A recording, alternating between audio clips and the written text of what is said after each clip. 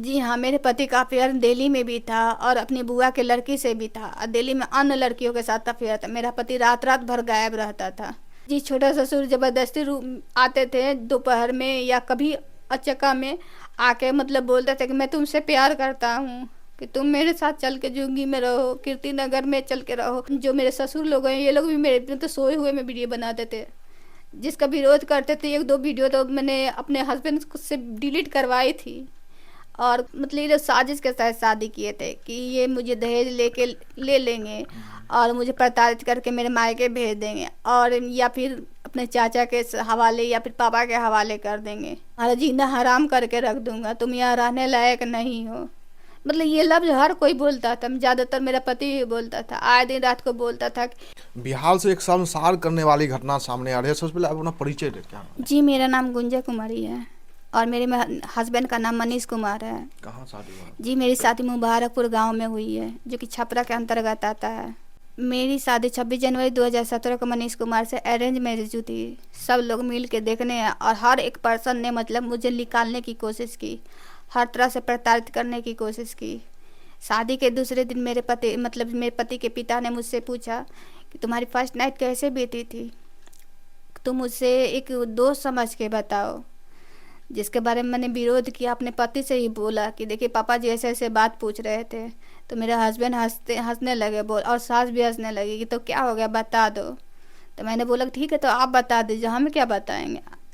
तो उसके बाद मेरे हस्बैंड ने अपने अफेयर के बारे में बताया कि मेरी बुआ की लड़की के साथ अफेयर है, और उस लड़की से मुझे मिलवाया भी सामने से। तो मैंने बोला जब आपका इनसे अफेयर था और देखने में भी सुंदर अच्छी हैं, तो आपने मुझसे क्यों शादी की।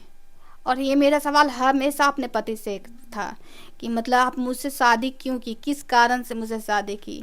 तो बोले कि बस ऐसे ही की। अच्छा, परिवार में सभी लोग ऐसे हैं? जी हाँ, मेरी जो साथ थी जब से शादी हुआ है तब से बोलती थी कि तुमको बसने नहीं देंगे, तुमको यहाँ रहने नहीं देंगे, कि मनीष की दूसरी शादी करवाएंगे। वो शुरू से नहीं चाहते थे कि हम अपने ससुराल में रहें। आए दिन मुझे बोलते थे कि अपने मायके चले जाके, बहू मायके में नहीं रहती है 2 साल 4 साल, जबकि खुद ही मार पीट कर यहाँ भेज देती थी और फिर बुलाने खुद भी आती थी लोग। और उसके बाद हम जब चले जाते थे वहाँ सबके सामने मुझे बेभरम करता था लोग कि मैं मुंह उठा के चली आई हूँ। ये मेरा पति कुछ नहीं कहता था आज तक कभी। मैंने हर हर बार उम्मीद उनसे लगाई कि अब कभी तो मेरे लिए बोलेंगे, लेकिन मेरे पति ने, यहाँ तक मेरी नंदे उन्हीं के सामने भी उल्टा सीधा बोलती थी, मेरा पति कुछ नहीं बोलता था।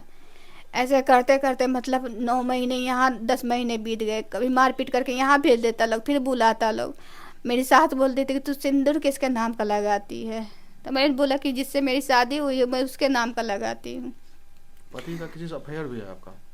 जी हाँ, मेरे पति का अफेयर दिल्ली में भी था और अपनी बुआ के लड़की से भी था और दिल्ली में अन्य लड़कियों के साथ अफेयर था। मेरा पति रात रात भर गायब रहता था, जिसका शिकायत हम अपने ससुर से करते थे, अपनी सास से करते थे। तो मेरे ससुर गंदी गंदी गालियाँ देते थे, बोलते थे कि मैंने ही तो भेजा है।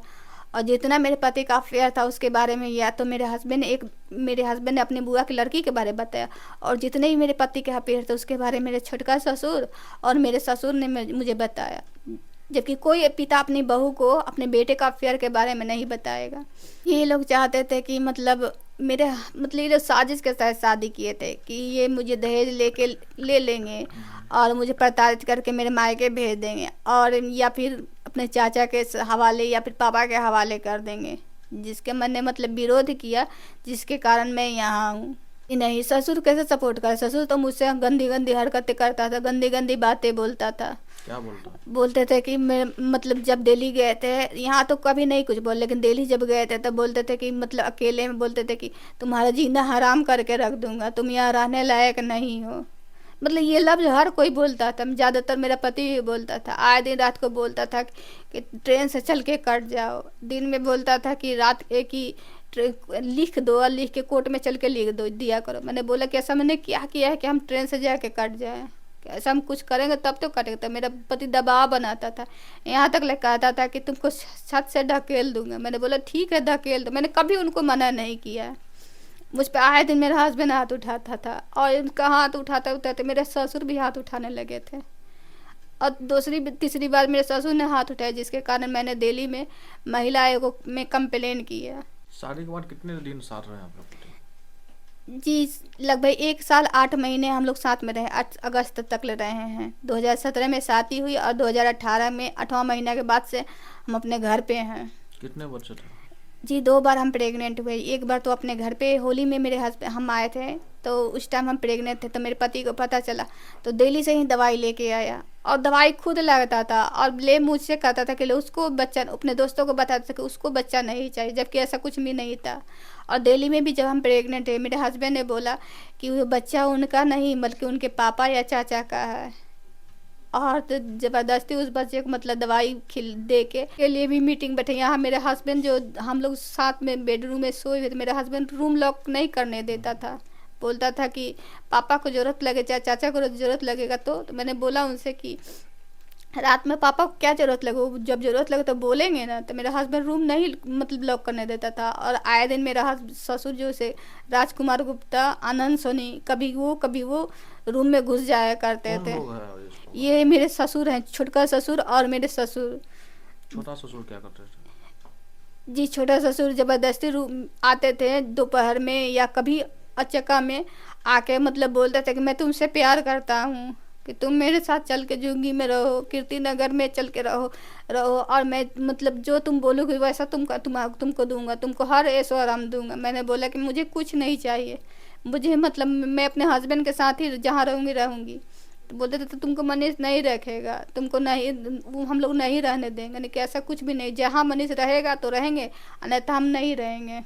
तो बोलते थे तुम नहीं मतलब तुमको मनीष कुछ भी नहीं करेगा। मुझे मतलब गिफ्ट के तौर पे उन्होंने एक मोबाइल फ़ोन दिया था, अपना सिम भी दिया था, जिससे वो फ़ोन करते, आए दिन फ़ोन करते थे, मेरा फ़ोटो लेते थे कि हाँ तुम अपना फ़ोटो मतलब हमको दो। और मैं मना करती थी तो उसके लिए मेरे जो छुटका ससुर है 10-10 दिन रूठ जाते थे।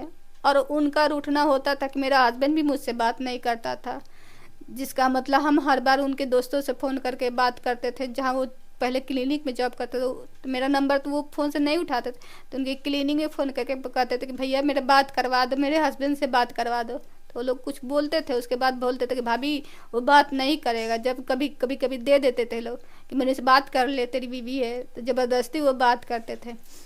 यहाँ तक ले मेरे हस्बैंड जो मनीष कुमार है, मुझ पर जब जब हाथ उठाते तो अपने जहाँ राम मनोहर रोहिया में काम करते थे उसके बारे में वहाँ सब लोगों से बताते कि आज मैंने गुंजा को ऐसे मारा है, आज मैंने वैसे मारा है।